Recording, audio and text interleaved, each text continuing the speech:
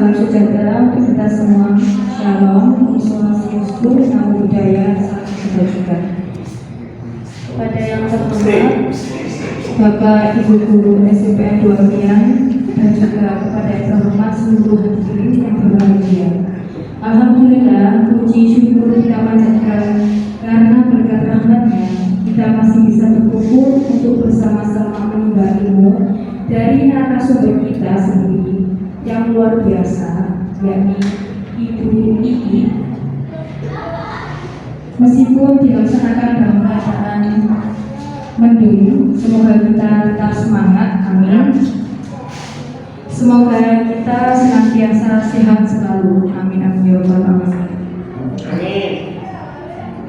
Pada seminar kali ini yaitu tentang pengibasan budaya positif yang akan disampaikan Ibu Nur Faiza Laila MPD, dan selaku pembawa acara saya ingin membacakan susunan acara pada hari ini. Yang pertama yakni pembukaan, yang kedua yakni pengibasan budaya positif, yang kedua saya ulangi menyanyikan lagu Indonesia Raya, yang ketiga yaitu materi pengibasan budaya positif, dan yang terakhir yakni penutup sekaligus doa. Baiklah, kita masuk acara yang pertama yakni pembukaan. Marilah kita buka acara pada hari ini dengan surat Fatihah. Ibarakatil al-Fatihah.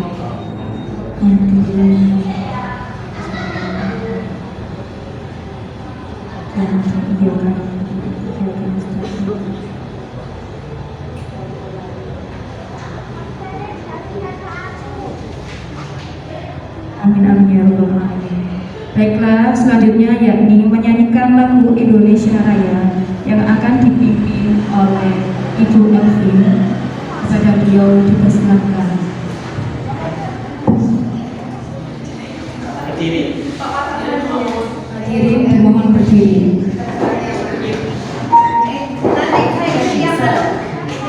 Dalam yang itu foto yang topik itu fotonya 5 kali gaya. Ini nampak ada saja. Ya wes.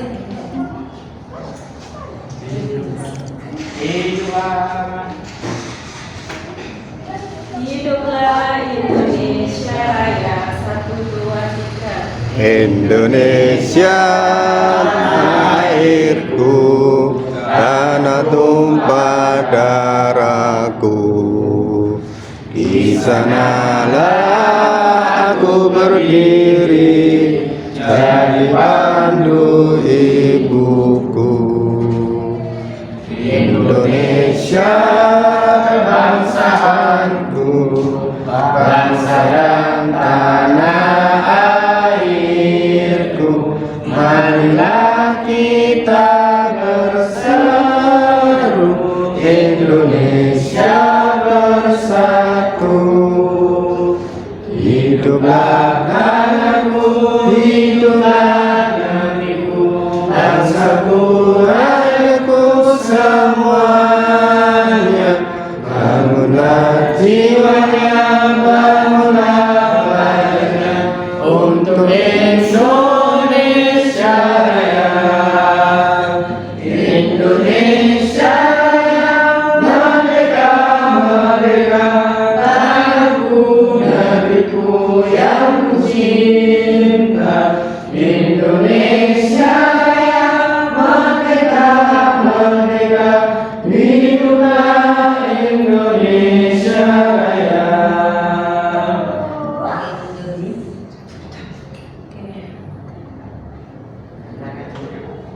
Hadirin dipersilakan duduk kembali. Dekat dulu nih. Wabarakatuh. Waalaikumsalam warahmatullahi wabarakatuh. Yang terhormat Bapak Kepala SMP Negeri Dwardian, Bapak Calon Permadi SPDMPD. Yang terhormat Wakakurikulum Bapak Dewi Irawan. Yang terhormat Wakil Sarana Prasarana Bapak Basari Alwi. Yang saya hormati Bapak Ibu Guru SMP pada siang ini yang berbahagia. Pertama-tama saya panjatkan puji syukur kehadirat Allah SWT karena pada siang ini saya dapat mengimbaskan materi dari pendidikan guru penggerak yang bertema pengimbasan budaya positif.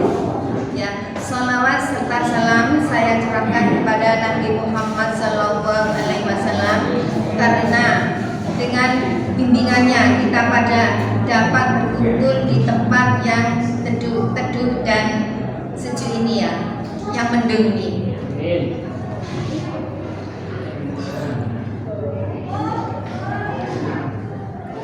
Pada siang ini saya akan mendefinisikan tentang budaya positif. Tujuan dari pengimbasan budaya positif, Bapak Ibu guru diharapkan dapat 1. Memahami disiplin positif dan nilai-nilai kebajikan universal. 2. Memahami teori motivasi, hukuman, dan penghargaan dan restitusi. 3. Memahami keyakinan kelas. 4. Memahami kebutuhan dasar manusia dan dunia berkualitas. 5. Memahami restitusi. 5. Posisi kontrol. 6. Memahami segitiga restitusi. 7. Mengimplementasikan pada pembelajaran. Subtopik 1.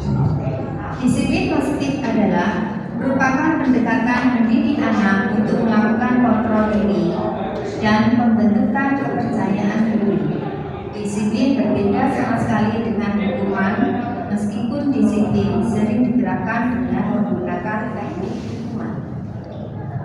Nilai-nilai kebajikan universal berarti nilai-nilai kebajikan yang disepakati bersama lepas dari suku, bangsa, agama, bahasa, maupun latar belakangnya. Dari topik pertama mungkin ada pertanyaan. 15 menit saya buka sesi pertama. Subtopik 1.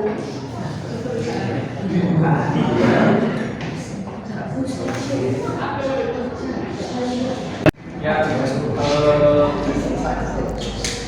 kira-kira dari penjelasan tadi kurang paham ya, apa saja contoh daripada budaya sekolah? Contoh budaya positif maksudnya ya. Oke, budaya positif di sekolah.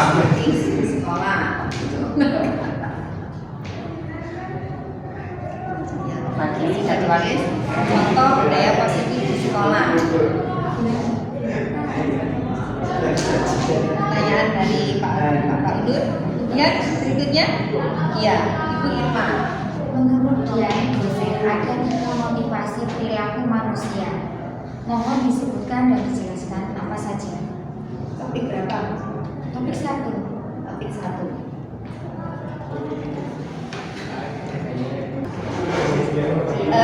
Mohon Bu Irma tolong notulenya kurang jelas, mohon diulangi lagi. Menurut Dian dosen ada 3 motivasi perilaku manusia. Mohon disebutkan dan dijelaskan apa saja. Maaf, itu subtopik 2. Subtopik 1. Ya, itu. Mohon maaf, itu ganti 2. Subtopik. Oh, ini ganti 2. Oh, Ya. Yang subtopik 1 dulu. oh, Topik 1 kan ada 1 dan 2. Ya. Yang subtopik 1 dulu. Mas, silakan bertanya. Memperbaiki kesalahan mereka sehingga mereka bisa kembali pada kelompok. Demikian paparan dari subtopik 2. Ada pertanyaan? Subtopik 2.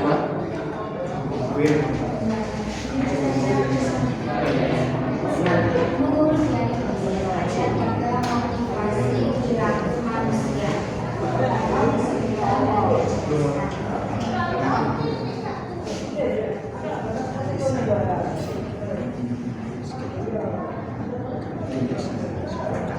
Ya, pertanyaan kelima. Ada lagi subtopik 2. Ya. Apa perbedaan hukuman konsekuensi? Konsekuensi.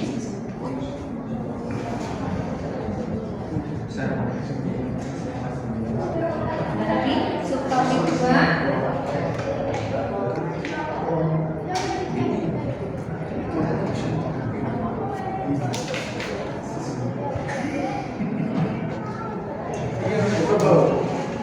Ada lagi pertanyaan subtopik 2. Restitusi.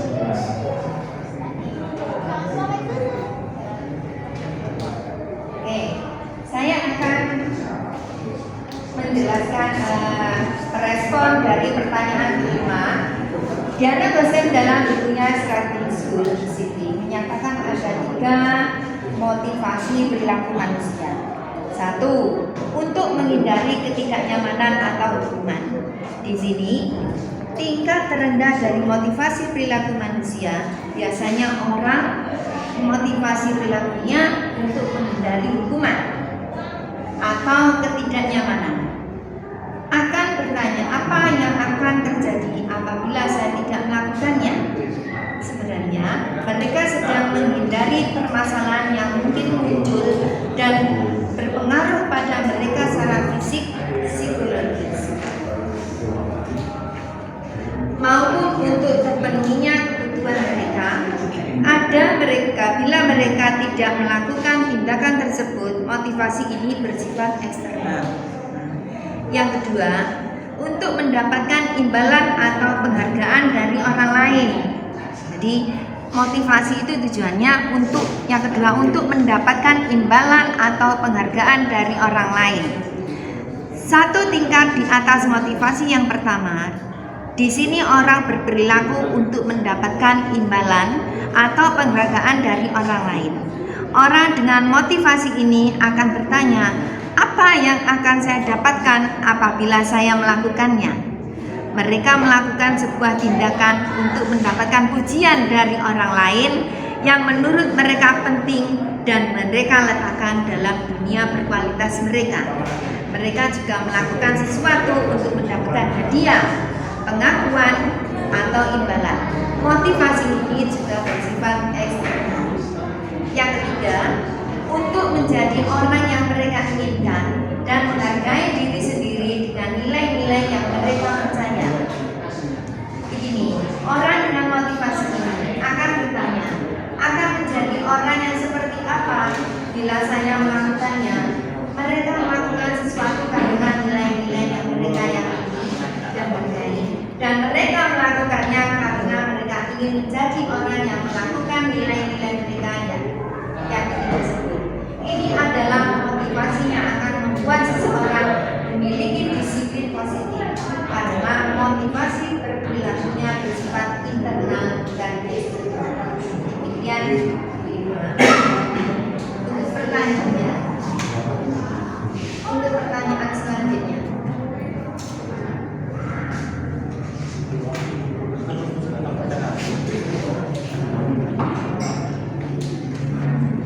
Apa perbedaan hukuman dan konsekuensi?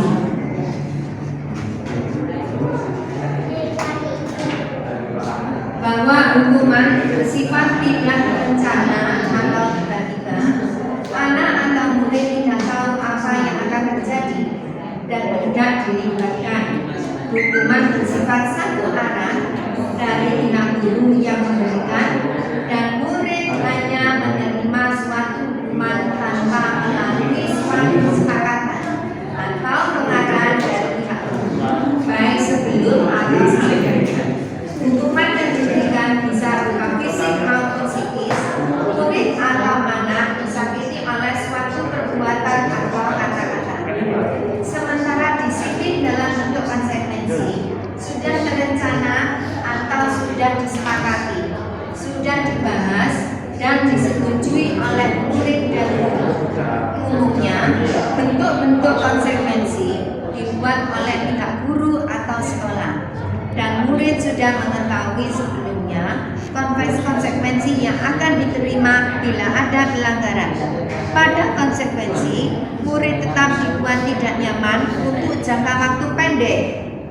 Konsekuensi biasanya diberikan berdasarkan suatu data yang umumnya dapat diukur. Misalnya, setelah 3 kali tugasnya tidak diselesaikan pada batas waktu yang diberikan, atau murid melakukan kegiatan di luar kegiatan pembelajaran, misalnya mengobrol, maka murid tersebut akan kehilangan waktu bermain dan harus menyelesaikan tugas karena ketertinggalannya. Peraturan dan konsekuensi yang mengikuti ini sudah diketahui sebelumnya oleh murid. Sikap guru di sini senantiasa memonitor murid. Ada lagi pertanyaannya, Bapak? Ya. Subtopik 2. Subtopik 2. Masih subtopik 2. Ada pertanyaan tentang hubungan langkah-langkah menetapkan keyakinan kelas.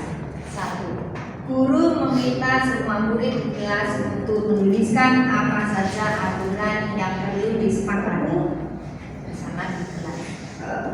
Jadi guru meminta semua murid di kelas untuk menuliskan apa saja aturan yang perlu disepakati bersama di kelas.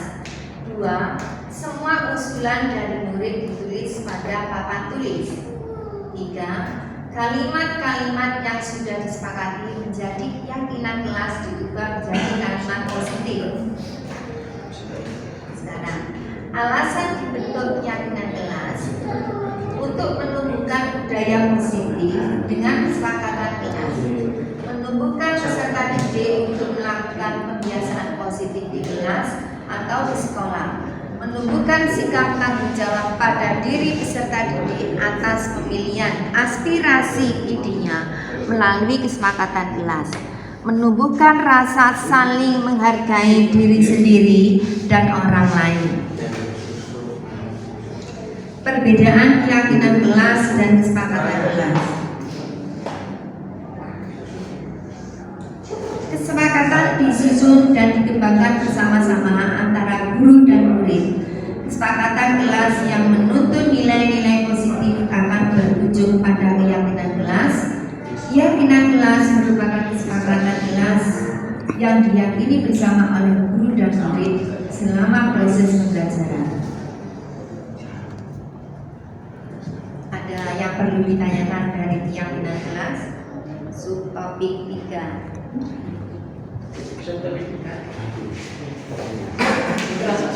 Saya jadi terima kasih atas waktunya yang diberikan kepada saya.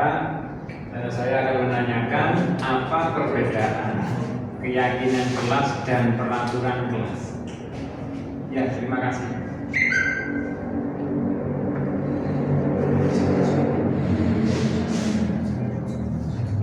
Ada lagi Pak Ahli sekalian bacakan pertanyaannya. Ya. Yang nomor 2, pertanyaan selanjutnya, apa fungsi dan kegunaan keyakinan kelas?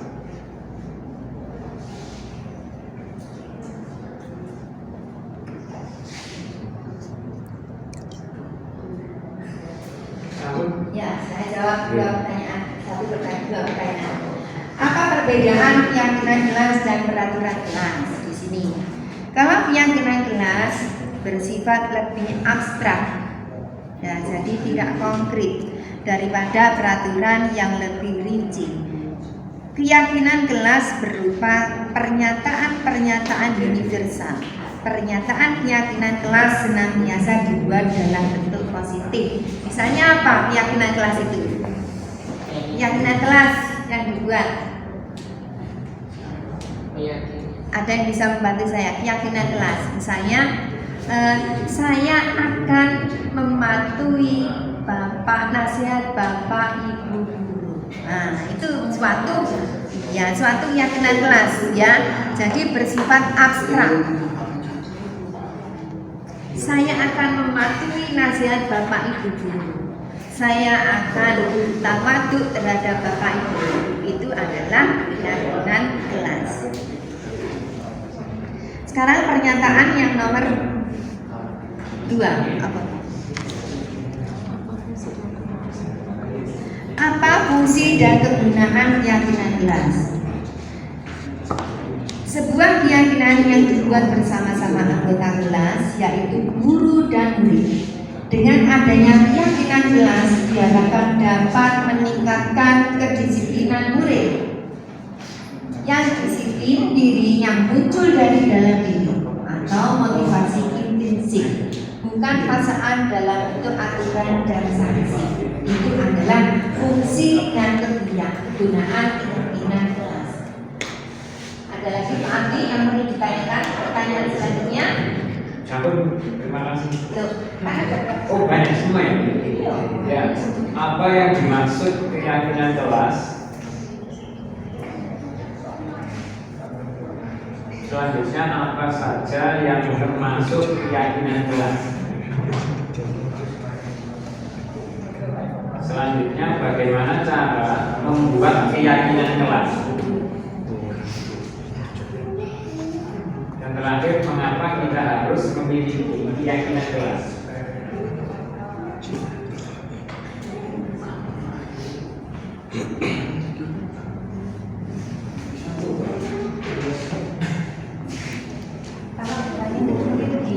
Pakai ini. Iya, Iya, siap.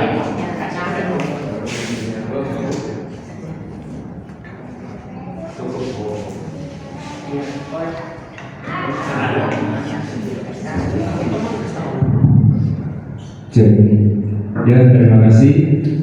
Pertanyaan selanjutnya, apa yang dimaksud keyakinan kelas? Selanjutnya, pertanyaan selanjutnya, apa saja yang termasuk keyakinan kelas? Selanjutnya, bagaimana cara membuat keyakinan kelas? Selanjutnya, mengapa kita harus memiliki keyakinan kelas? Terima kasih.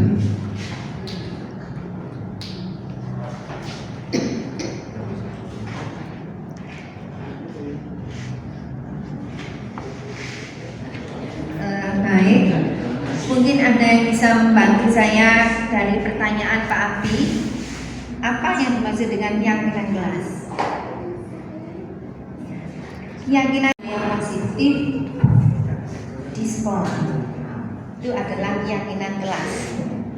Ya, jadi salah satu disiplin positif yang bisa kita terapkan dalam membangun budaya positif di sekolah. Pertanyaan berikutnya, ya, apa saja yang termasuk keyakinan kelas itu? Ya, jadi ciri-ciri keyakinan kelas itu kira-kira apa, Bapak Ibu? Ciri-cirinya keyakinan kelas. Satu, bersifat lebih abstrak daripada peraturan yang lebih rinci dan konkret. Jadi sifatnya abstrak. Dua, keyakinan kelas berupa pernyataan-pernyataan universal yang dibuat dalam bentuk kalimat positif seperti itu tadi. Saya akan mematuhi nasihat Bapak Ibu guru. Itu mematuhi. Nah, berikutnya, keyakinan kelas tidak dibuat dalam jumlah banyak sehingga mudah diingat dan dipahami oleh semua warga kelas. Ya, itu adalah cara membuat keyakinan kelas. Jadi keyakinan kelas itu tidak usah banyak-banyak. Seperti tatib itu kan banyak ya. Kalau keyakinan kelas, keyakinanmu bagaimana? Saya akan mematuhi Bapak Ibu guru, saya akan mengikuti ulangan. Nah, itu adalah keyakinan kelas, keyakinan dari peserta didik kita. Bagaimana cara membuat keyakinan kelas? Ada yang bisa membantu saya cara membuat keyakinan kelas? Mengenai cara merumuskan keyakinan kelas. Satu, siswa menulis keyakinan yang mereka inginkan. Jadi ditulis apa sih keinginan peserta didik itu? Kita tulis ya. Terus kemudian nanti kita ambil yang terbanyak. Oh, keinginannya itu seperti ini. Nah, itu. Yang kedua, guru dan siswa mengulas keyakinan yang telah ditulis ya. Kalau misalnya sudah ditulis itu, kemudian diulas lagi, diingat lagi. Ayo keyakinan kita yang kita buat sekarang seperti apa? Nah, keyakinan. Guru dan siswa memilah keyakinan kelas yang penting. Yang penting itu apa keyakinannya itu? Yaitu mengikuti pelajaran. Saya akan mematuhi nasihat Bapak Ibu guru. Mengubah keyakinan kelas menjadi kalimat positif, ya semuanya menjadi kalimat positif tanpa ada tidak. Mematuhi, saya akan mematuhi nasihat Bapak Ibu guru, saya akan mengikuti pembelajaran itu. Mengecek dan menyepakati keyakinan kelas, nah itu harus dicek dan disepakati. Kesepakatan kita kemarin seperti apa keyakinannya? Bagaimana Pak Abdillah? Terima kasih. Ada pertanyaan lain tentang keyakinan kelas? Ada. Pertanyaan berikutnya.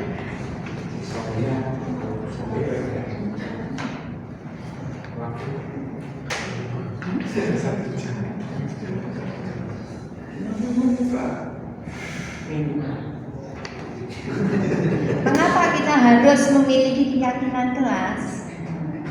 Iya. Mengapa sih keyakinan kelas itu harus kita miliki? Kan seperti itu ya. Dengan adanya keyakinan kelas yang sudah dibuat dan disepakati bersama-sama, diharapkan siswa tak lagi terpaksa dan terancam dalam berbuat kebajikan yang sesuai nilai-nilai karakter, sehingga melalui keyakinan kelas terciptalah budaya positif di kelas dan di sekolah. Jadi Kak, sepertinya tidak ada paksaan gitu loh, kan sudah keyakinan, kan sudah keyakinan. Oh, keyakinannya itu seperti itu. Ada lagi pertanyaan? Ada lagi tentang keyakinan kelas. Dan kita subtopik berikutnya.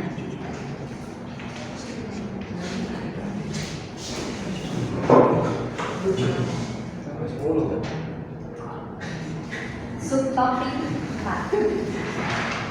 5 kebutuhan dasar manusia, yaitu kebutuhan bertahan hidup, survival, kebutuhan cinta dan kasih sayang, kemudian kebutuhan penguasaan atau pengakuan, kebutuhan kebebasan, di sini kebutuhan dan pilihan, 5 kebutuhan akan kesenangan. Subtopik 4. 5 kebutuhan dasar manusia. Ada pertanyaan? Ya, Purana.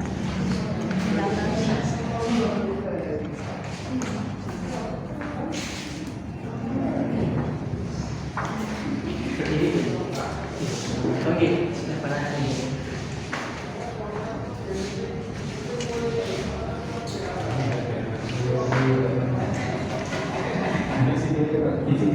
Assalamualaikum warahmatullahi wabarakatuh. Salam. Saya mau memberikan beberapa pertanyaan. Cukup banyak. Yang pertama, kebutuhan dasar manusia itu apa saja secara umum?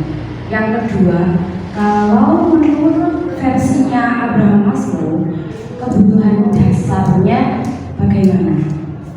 Yang ketiga, kalau kebutuhan dasar manusia yang seperti itu, apa saja yang mempengaruhinya? Artinya akan ada hukum sebab akibat. Dan yang terakhir, yang membedakan antara kebutuhan dan keinginan. Saya ulangi, apa saja kebutuhan dasar manusia?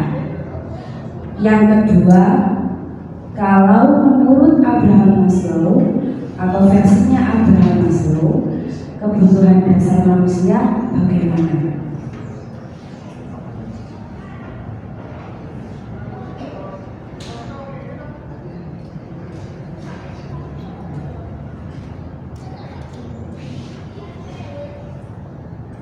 Yang ketiga, apa saja yang mempengaruhi kebutuhan dasar manusia tersebut?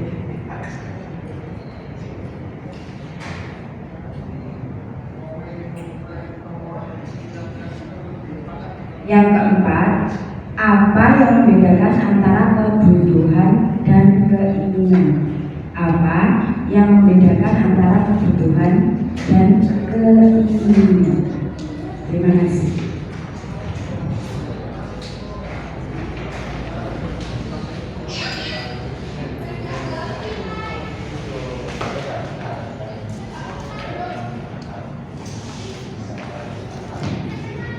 Oke, terima kasih pertanyaannya pada subtopik 5 tentang subtopik 4 tentang kebutuhan dasar manusia.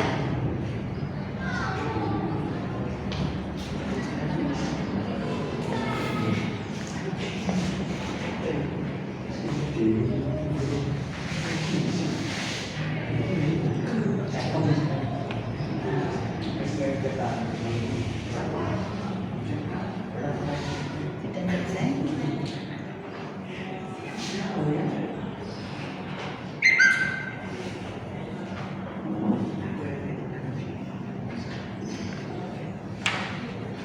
Ya. Saya akan menjawab pertanyaan dari Ibu Rohana. Apa saja kebutuhan dasar secara umum? Ya. Kebutuhan dasar manusia secara umum ini apa kira-kira? Kebutuhan dasar manusia secara umum yaitu mempertahankan suatu kehidupan dan kesehatan manusia. Setiap manusia memiliki 5 kebutuhan dasar yaitu fisiologi, keamanan, cinta, harga diri, dan aktualisasi diri. Ya.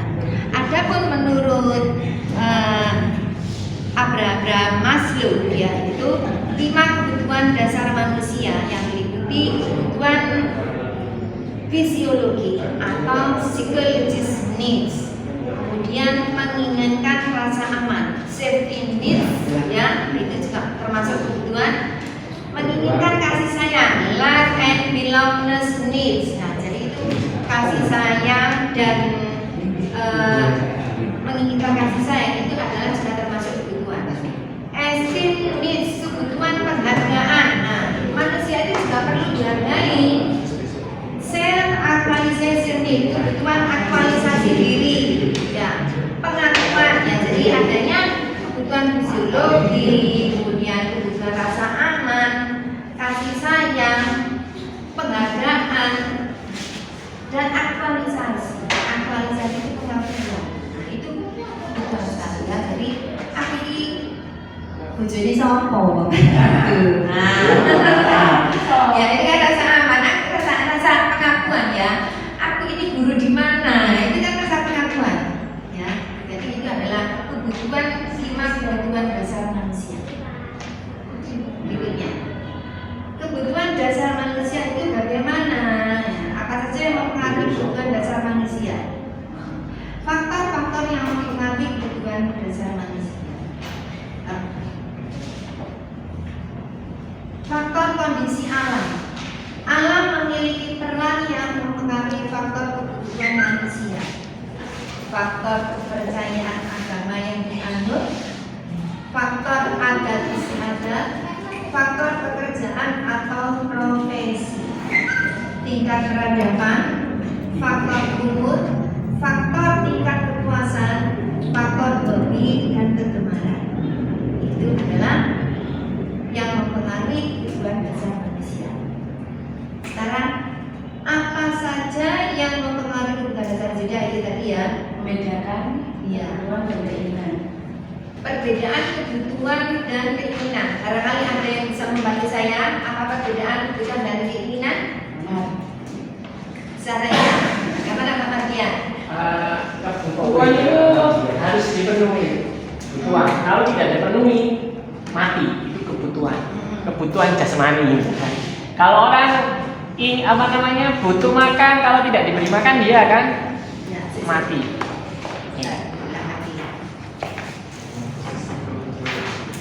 Sedangkan keinginan itu yang diinginkan. Jadi sesuatu yang ketika tidak dipenuhi itu tidak menimbulkan kematian, hanya gelisah. Misalkan tadi apa? Ingin punya mobil. Saya misalkan ingin punya mobil, kan tidak punya mobil nih. Saya tidak akan mati kalau misalkan apa? Keinginan saya tidak terpenuhi. Ya, itu menurut saya kebutuhan apa tadi? Perbedaan Dengan keinginan. Iya, kebutuhan dan keinginan. Sehingga memang hakikatnya manusia kita harus mampu membedakan mana yang butuh dan mana yang ingin. Itu kalau dari saya. Mungkin teman-teman punya jawaban yang lain. Ya. Kita beri tepuk tangan Pak Mardian. Mungkin ada pendapat lain tentang keinginan dan kebutuhan? Mungkin Cik Irma? Ada? Ya, jadi itu tadi ya, kalau menurut Pak Marjian itu kalau misalnya kebutuhan itu sesuatu yang mendadak, kalau keinginan itu enggak, ya kan gitu intinya ya. Jadi kebutuhan merupakan semua bentuk barang dan jasa yang kita butuhkan dalam menjalani aktivitas sehari-hari. Sementara keinginan adalah segala kebutuhan berlebih terhadap sesuatu yang dianggap berat. Pada dasarnya keinginan tidak bersifat mengikat dan kita tidak punya keharusan untuk segera memenuhinya. Ya, kalau keinginan tidak bersifat mengikat, tapi kalau kebutuhan itu kan butuh ya, butuh sesuatu yang harus dipenuhi.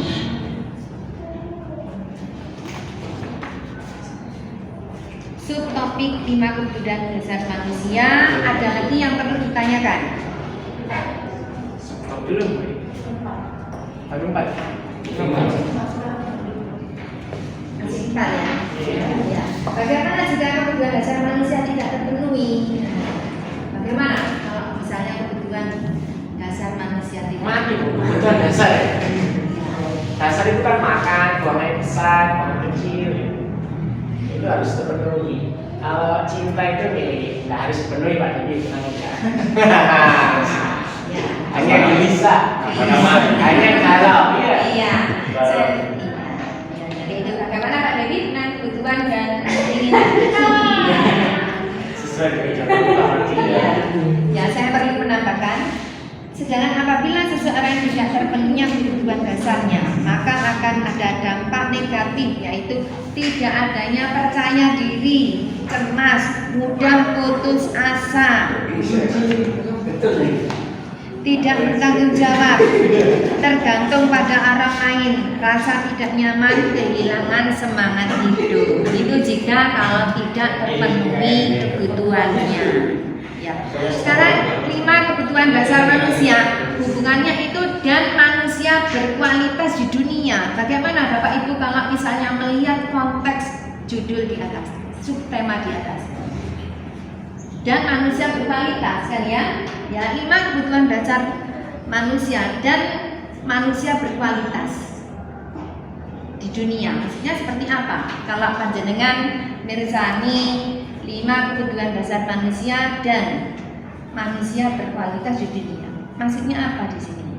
Mungkin ada yang bisa membantu saya. Bapak Sarnas. Apa sih?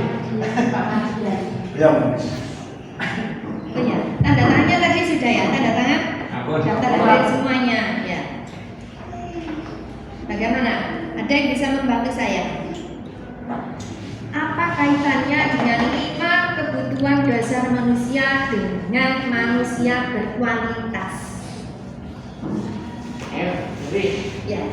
jika kebutuhannya terpenuhi ya menjadi manusia yang berkualitas. Bagaimana? Ya. Jadi kalau misalnya jika murid itu, ya kan? Ini kan murid ya. Jika murid itu kebutuhannya terpenuhi dengan baik, maka akan menjadikan pionir-pionir di dunia. Seperti itu. Iya, manusia yang sangat berpengaruh, manusia yang strong sekali. Ada lagi pendapat lain tentang 5 kebutuhan dasar manusia? Kalau tidak ada, kita lanjutkan dengan subtopik yang kelima.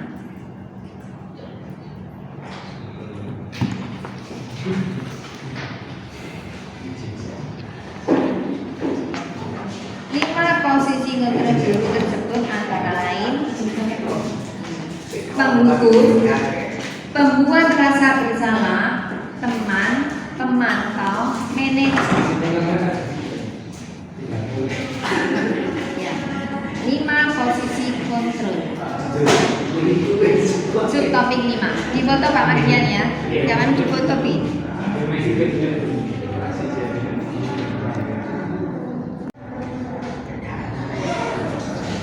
Ada pertanyaan tentang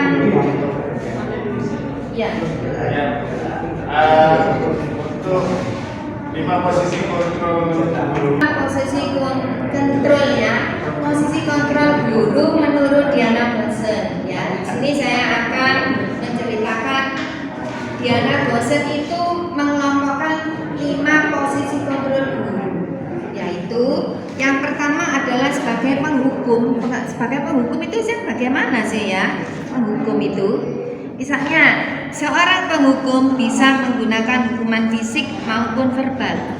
Orang-orang yang menjalankan posisi penghukum senantiasa mengatakan bahwa sekolah memerlukan sistem atau alat yang dapat lebih menekan murid-murid lebih dalam lagi. Guru-guru yang menerangkan posisi penghukum akan berkata seperti ini: patuhi aturan saya atau awas. Nah itu. Kemudian kamu selalu saja salah. Nah, yang ketiga, pasti selalu yang terakhir selesai. Guru seperti ini senantiasa percaya hanya ada satu cara agar pembelajaran bisa berhasil, yaitu caranya dia. Nah, jadi dari kalimat misalnya posisi guru itu sebagai penghukum itu bisa dilihat dari kalimat patuhi aturan saya atau awas. Yang kedua, kamu selalu saja salah. Yang ketiga, pasti selalu yang terakhir selesai. Nah, guru seperti ini senantiasa percaya hanya ada cara agar pembelajaran bisa berhasil, yaitu dengan caranya dia. Itu tadi. Awas kamu ya. Nah, itu di sini tuh nggak boleh hukum. Itu posisi guru sebagai penghukum. Awas kamu ya. Nah, itu ya. Terus pembuat merasa bersalah. Nah, jadi kadang-kadang guru itu mempunyai pembuat rasa bersalah. Ya. Pada posisi ini biasanya guru akan bersuara lebih lembut. Nah, lebih lembut. Pembuat rasa bersalah akan menggunakan keheningan yang membuat orang lain merasa tidak nyaman, bersalah atau rendah diri. Kata-kata yang keluar dengan lembut akan seperti, nih, ibu sangat kecewa sekali dengan kamu. Seperti itu. Berapa kali bapak harus memberitahu kamu ya? Itu posisi bersalah. Gimana coba kalau orang tua kamu tahu kamu berbuat begini? Biasanya lembut sekali gurunya itu ya.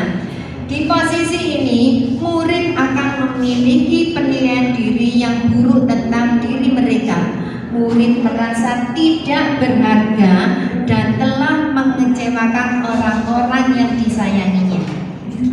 Seperti ini. Jadi kalau kita di sini ya Bapak Ibu, paradigma kita itu berangsur-angsur bergeser sedikit demi sedikit. Itu tadi posisi guru sebagai merasa bersalah. Yang ketiga, posisi guru sebagai teman. Nih, ada posisi guru sebagai teman. Guru pada posisi ini tidak akan menyakiti murid, namun akan tetap berupaya mengontrol murid melalui persuasi. Posisi teman pada guru bisa negatif ataupun positif.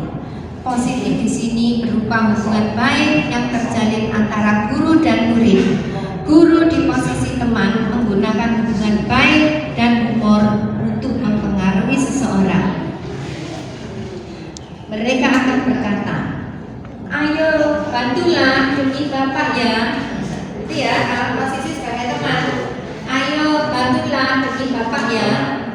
Ayo ingat, tidak bantuan bapak selama ini. Ya sudah, kali ini tidak apa-apa, nanti ibu bantu bereskan. Nah, ini posisi sebagai teman.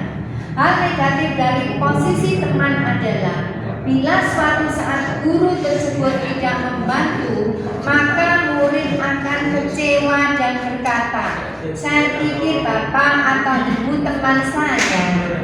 Murid merasa dikecewakan dan tidak mau lagi berusaha. Hal lain yang mungkin timbul adalah murid hanya bertindak untuk guru tertentu dan tidak untuk guru lainnya. murid akan tergantung pada guru tersebut. Itu posisi sebagai teman. Kemudian posisi sebagai pemantau. Posisi keempat sebagai pemantau. Memantau berarti mengawasi. Pada saat kita mengawasi, kita bertanggung jawab atas perilaku orang-orang yang kita awasi. Posisi pemantau berdasarkan pada peraturan-peraturan dan konsekuensi. Dengan menggunakan sanksi atau konsekuensi, kita dapat memisahkan hubungan pribadi kita dengan murid sebagai seseorang yang menjalankan posisi pemantau. Pertanyaan yang diajukan seorang pemantau, peraturannya apa? Pemantau sebagai apa yang telah kamu lakukan? Sanksi atau konsekuensinya apa? Seorang pemantau sangat mengandalkan perhitungan, catatan data yang dapat digunakan sebagai bukti atas perilaku seseorang. Posisi ini akan menggunakan stiker slip catatan daftar cek. Posisi pemantau sendiri berawal dari teori stimulus respon yang menunjukkan tanggung jawab guru dalam mengontrol murid. Nah, itu tadi posisi guru yang keempat sebagai pemantau. Kemudian yang kelima, posisi guru sebagai manajer. Posisi terakhir, manajer adalah posisi di mana guru berbuat sesuatu bersama dengan murid, mempersilahkan murid mempertanggungjawabkan perilakunya, mendukung murid agar dapat menemukan solusi atas permasalahannya sendiri. Seorang manajer telah memiliki keterampilan di posisi teman maupun pemantau, dan dengan demikian bisa jadi di waktu-waktu tertentu kembali pada kedua posisi tersebut bila perlu. Namun bila kita menginginkan murid-murid kita menjadi manusia yang merdeka, mandiri dan bertanggung jawab, maka kita perlu mengacu pada restitusi yang dapat menjadikan murid kita seorang manajer dari diri sendiri. Di manajer, murid diajak untuk menganalisis kebutuhan dirinya maupun kebutuhan orang lain. Di sini penekanan bukan pada kemampuan membuat konsekuensi, namun dapat berkolaborasi dengan murid bagaimana memperbaiki kesalahan yang ada seorang manajer atau kata.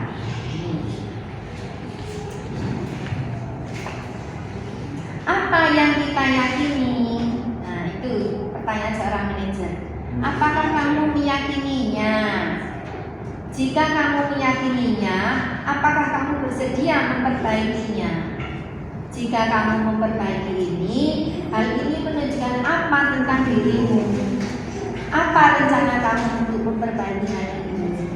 Tugas seorang manajer bukan untuk mengatur perilaku seseorang, kita mendidik murid untuk dapat mengatur dirinya. Seorang manajer bukannya memisahkan murid dari kelompoknya, tapi mengembalikan murid tersebut ke kelompoknya dengan lebih baik dan kuat. Bisa jadi dalam praktek penerapan disiplin sehari-hari, kita akan kembali ke posisi teman atau pemantau karena murid yang ditangani belum siap diajak berdiskusi atau diundang melakukan diskusi. Namun perlu disadari, tujuan akhir dari 5 posisi menteri guru adalah pencapaian posisi manajer, di mana di posisi inilah murid dapat menjadi pribadi yang mandiri, merdeka, dan bertanggung jawab atas segala perilaku dan sikapnya, yang pada akhirnya dapat menciptakan lingkungan yang positif, nyaman, dan aman. Bu, nonton nggak apa? Belum enggak itu aja. Iya, mau ya. Ada yang perlu ditanyakan tentang 5 posisi kontrol guru itu tadi ya Mas Edi ya. Jadi ini teori yang tidak pernah saya dapatkan selama saya kuliah di S1, S2 tidak pernah saya dapat teori ini. Ya, posisi guru itu sih apa? Ya, posisi tadi kan ada 5 posisi guru ya, sebagai pendukung, pembuat rasa bersalah, teman, pemantau, manajer.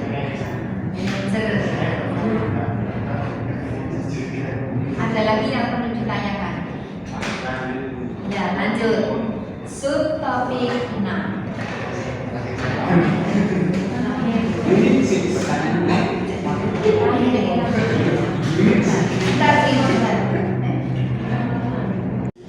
Segitiga restitusi adalah proses menciptakan kondisi bagi murid untuk memperbaiki kesalahan sehingga karakter mereka lebih kuat ketika kembali pada pokoknya. Ini segitiga restitusi ada.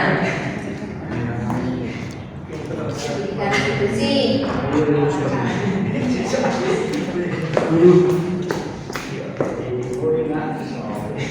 Subtopik 6.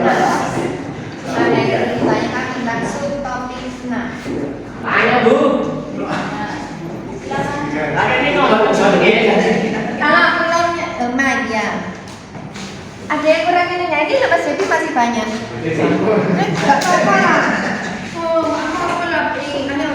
Waalaikumsalam warahmatullahi wabarakatuh. Ada beberapa pertanyaan yang ingin saya sampaikan. Jadi tadi disampaikan tentang restitusi. Bagi saya ini adalah istilah baru dalam pertemuan ini. Alhamdulillah kita dapat ilmu baru. Jadi pertanyaan saya yang pertama, mohon disampaikan kembali maksud dari segitiga restitusi itu apa. Jadi segitiga restitusi itu apa sih Bu? Mungkin tadi sudah disampaikan, saya kurang jelas dari saya. Yang kedua, bagaimana langkah menerapkan segitiga restitusi di tengah atau saat ini. Jadi bagaimana menerapkannya, cara menerapkannya, langkah-langkahnya. Terima kasih. Assalamualaikum warahmatullahi wabarakatuh. Mungkin ada yang bisa membantu saya segitiga restitusi ya. Jadi ini adalah materi baru ya, materi yang tidak pernah kita dapatkan. Saya juga begini. Segitiga restitusi merupakan tahapan tindakan yang dilakukan oleh guru untuk membawa siswa menaati kesepakatan kelas yang telah ditetapkan dan mengakui secara sadar dan terbuka ketika melakukan kesalahan serta merasakan kenyamanan ketika sudah berperilaku jujur. Nah, ini adalah segitiga restitusi. Jadi tahapan ini sebenarnya begini. Kalau misalnya ada murid bersalah, itu kan kalau misalnya terlambat itu kan ya, itu kan siswa itu merasa malu, ya kan? Terus lah kalau sebagai guru agar siswa ini pede kembali, nah itu loh, dan bisa bergaul dengan anak-anak untuk menghilangkan malunya tadi, rasa malunya tadi. Bagaimana? Nah itu namanya tindakan segitiga restitusi. Seperti itu.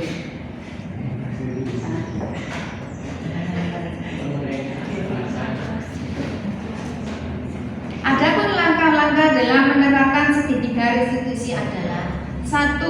Menstabilkan identitas. Nah, pertama adalah menstabilkan identitas itu yang bagaimana? Menstabilkan identitas.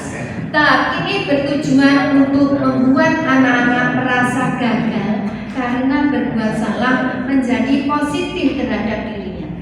Jadi setelah melakukan kesalahan, ya kemudian seperti ini. Kalau segitiga restitusi itu dulu Leo pernah salah, nah akhirnya murid itu kan guru pernah salah, terus kemudian murid itu gini, akhirnya dia itu pede, percaya diri kembali. Nah itu mengembalikan rasa percaya diri anak-anak itu untuk bisa kembali ke kelompoknya, itu adalah salah satu tindakan segitiga restitusi. Terus kemudian validasi tindakan yang salah. Pada tahap ini bertujuan untuk membantu siswa untuk mengenali kebutuhan yang ingin dipenuhinya ketika melakukan kesalahan. Untuk membantu siswa mengenali kebutuhan yang ingin dipenuhinya ketika melakukan kesalahan. Jadi guru melakukan penawaran-penawaran. Kalau misalnya kamu nggak ikut UTS, terus melak UTS susulan atau tugas atau yang lainnya. Nah, itu adalah caranya segitiga restitusi yang kita. Kemudian menanyakan keyakinan. Keyakinan merupakan suatu bentuk kepercayaan yang dimiliki seseorang terhadap kemampuan masing-masing dalam mengerjakan berbagai bermacam-macam. Sebelumnya kan sudah ada keyakinan kelas. Keyakinan kelasnya bagaimana? Kan harus mematuhi nasihat Bapak Ibu guru, harus mengikuti pembelajaran. Nah, seperti itu. Jadi langkah-langkah restitusi adalah menstabilkan identitas, validasi tindakan yang salah, kemudian menanyakan keyakinan. Saya harapkan Bapak Ibu dapat mengimplementasikan dalam pembelajaran sehari-hari.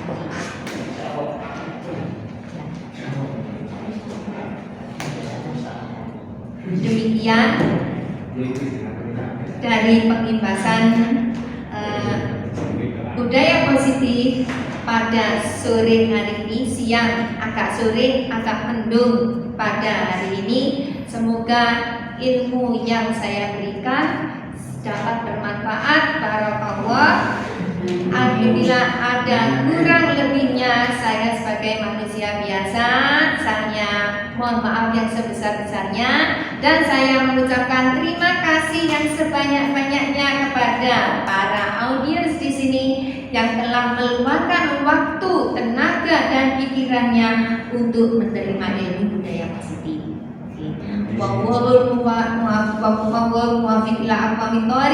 Wassalamualaikum warahmatullahi wabarakatuh. Kita laksanakan kita berdoa untuk majelis. Subhanallahumma wa bihamdika asyhadu an la ilaha illa anta astaghfiruka wa atubu ilaik. Assalamualaikum warahmatullahi wabarakatuh. Sama shooting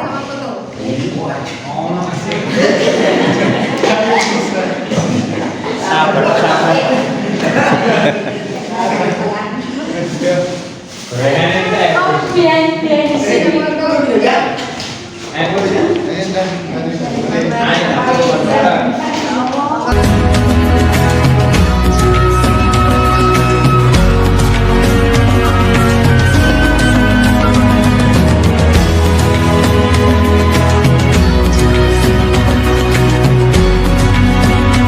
Tentang budaya disiplin yang positif, sehingga apa yang disampaikan oleh teman kita harus bisa follow up, bisa menindaklanjuti, bisa mengaplikasikan dalam kehidupan sehari-hari, khususnya di lingkungan instansi SMP Negeri 2 Krian.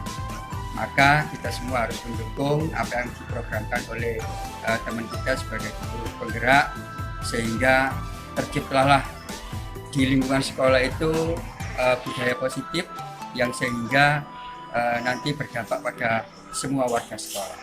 Terima kasih yang bisa saya sampaikan. Assalamualaikum warahmatullahi wabarakatuh. Dengan adanya diseminasi atau pengimbasan ini, saya jadi tahu bahwa budaya positif di sekolah SMPN 2 Krian itu sudah ada yang optimal, ada yang belum, terutama dari pihak individu masing-masing guru.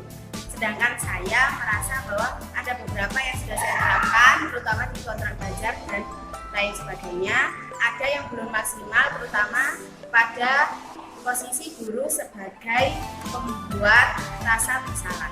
Nah, yang saya rasakan kendala ini akhirnya mengetahui solusinya lewat diseminasi atau pengimbasan kali ini. Pengimbasan budaya positif. Melalui pengimbasan budaya positif ini, saya jadi mengetahui bagaimana menyelesaikan solusi melalui segitiga restitusi. Selain itu, saya juga mengetahui apa saja peranan guru yang belum saya ketahui.